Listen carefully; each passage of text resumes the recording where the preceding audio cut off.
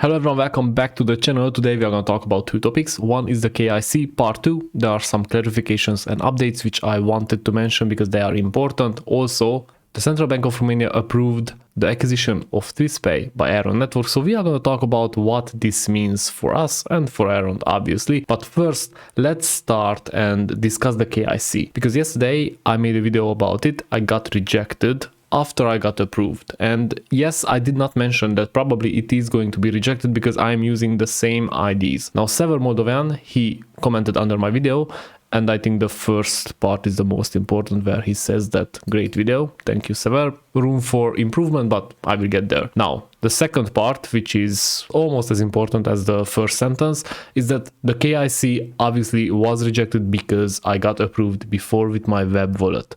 Now, a lot of people are getting rejected. And if you watched my video from yesterday until the end, you will know that this was mostly a test because I wanted to make sure that this system is not rigged. A lot of people who sent me messages that the KYC was rejected were people who were winners in the HoloRide lottery. And I wanted to make sure that nevertheless, what kind of documents you upload, if you didn't win in the HoloRide lottery, you will win at this one. Now, this would be a kind of a discrimination for people who won at the lottery. Obviously, it would give more chances to people who didn't, but it wouldn't be ethical anyway. Now, obviously, this is proven that the system is not rigged. And Sever Moldovan also wrote here a couple of things which we need to be very cautious about. And one of them is that the selfies, which I mentioned yesterday, the selfies should have enough light. Otherwise, the system will not recognize your face comparing to your ID.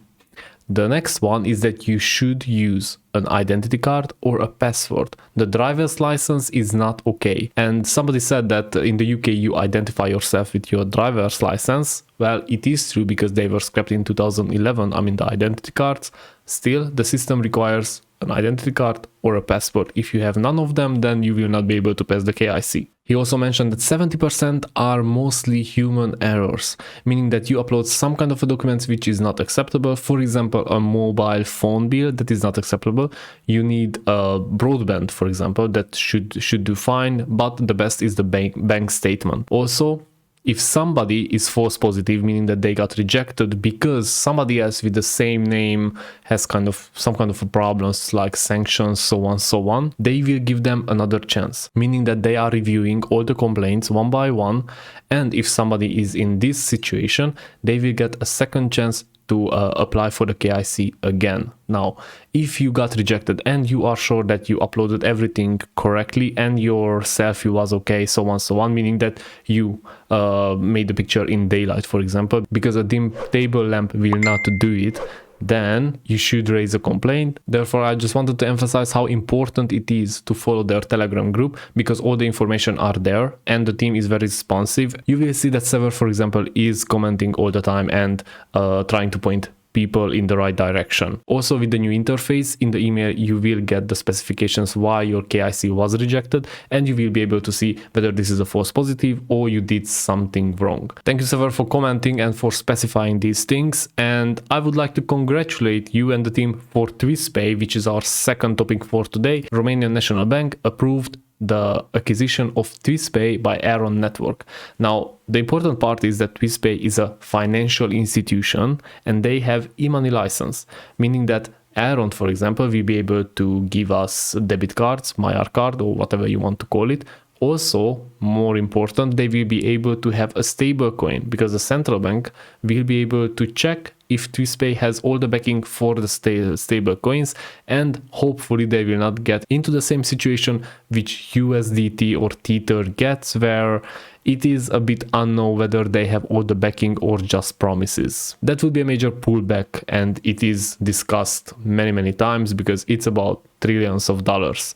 Now, what people don't really realize, I think, and that is under the surface right now. With Twispay, Elrond network and with Utrust, obviously, they are able to provide a service in the whole European economic area where companies and people can use Elrond network blockchain to transaction money, to buy, to sell, actually to use it as cash. Now, the other thing which I wanted to mention is CBDC.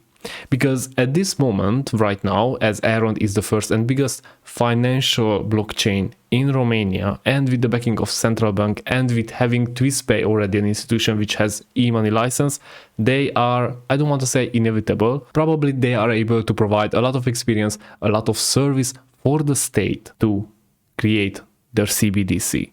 Now, I don't know if you remember, but I was on the blockchain in Budapest, and they said there that they are working on the CBDC for 6 years now, and they are using Bitcoins and Ethereum's code. Now, can you imagine what would be the difference if the CBDC from Romania, for example, would use Elrond's code, not Ethereum's? And probably it will not take 6 months, because Elrond with Utrust and with Twispay, they already have the whole system set up, which is already approved by MasterCard and Visa to give the people the opportunity to use digital currency. Now we can use it, we can call it Elrond or Elrond stablecoin, whatever we want, or we can call it digital Romanian currency, digital RON, but the opportunity is there. And I think this is what Elrond is trying to do, and this is what they are trying to achieve. Therefore, this plan has huge milestones, and I am sure that what Benny promised, and that is that Elrond's market cap will reach Romania's GDP, which is $250 billion, something there. With this step forward, we might be on the right path. One other thing which I wanted to add here is that you know that the European Union is about to vote how to regulate cryptocurrencies, and they are very, very focused on proof of work, meaning that they wanted to ban it, now they don't want to ban it, they don't really know what to do with it, but they don't want cryptocurrencies which are bad for the environment. It doesn't matter how much they are proven that they are using hydroelectric or nuclear or Vulcan, and it's okay because they don't use coal. It doesn't matter. Proof of work is a bad thing. Now, Elrond network, obviously, you know that it is a carbon neutral blockchain. Therefore, it is also a very good step for other countries to look into this, and maybe they will call Elrond for their aid in order to help with the CBDCs or whatever other system they are planning to release in order to eliminate the cash, the physical cash from the streets. And yeah, you can be sure that that is the plan, and that is what they are going to do, because the most fraudulent activities are usually paid with cash, because cash is pretty untraceable. Thank you for watching. This is all what I wanted to talk about today. Hope this information was helpful for you, and if it was, press the like button. Take care.